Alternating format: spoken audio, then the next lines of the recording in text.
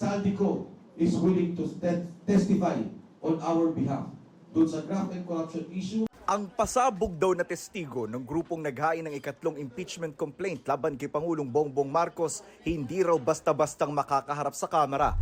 Ayon kay Batangas 2nd District Representative Jervil Luistro na chairperson ng House Committee on Justice.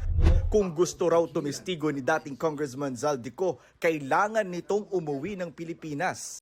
Dapat lahat ng witnesses under oath, which therefore means you have to come and take your oath before you give your testimony. Ang magiging issue na nga lang dyan, because he is a fugitive and he is facing the possibility of being arrested.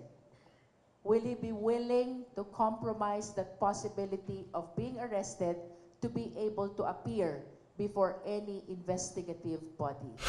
Pero hindi ba pwedeng via video call na lang ang pagtestigo at gawin ang panunumpa sa Embahada ng Pilipinas kung saang bansa man naroon si Ko? I haven't seen that under the rules. Ang nasa ilalim po ng rules ng impeachment, dapat sa Justice Committee Chair, panunumpaan lahat ng affidavits and counter affidavits. And that includes the giving of testimony before the Justice Committee. Ang huling lokasyon ni Ko ay sa Lisbon, Portugal. Ayon kay Interior Secretary John Vic Remulla, si Ko ang nagdawit kay Pangulong Marcos sa bilyon-bilyong pisong insertions at kickback umano sa 2025 budget, bagay na dati nang itinanggi ng Malacanang.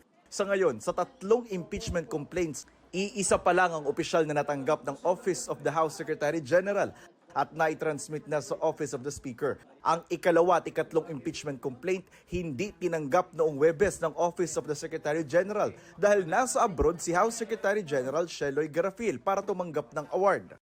Kung magpang-apang-abot yan sa plenary, it depends kung alin ang unang makakarating sa Justice Committee. If it will be the first impeachment complaint, which will be referred to the Justice Committee, technically, applying the Francisco ruling, it already bars the two subsequent complaints.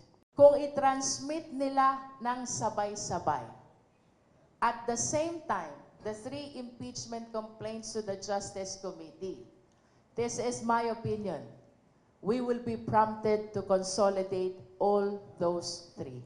Patuloy naming sinusubukang makuna ng pahayag ang kampo ni Ko at Secretary General Garafil. Para sa GMA Integrated News, Jonathan Andal, nakatutok 24 oras.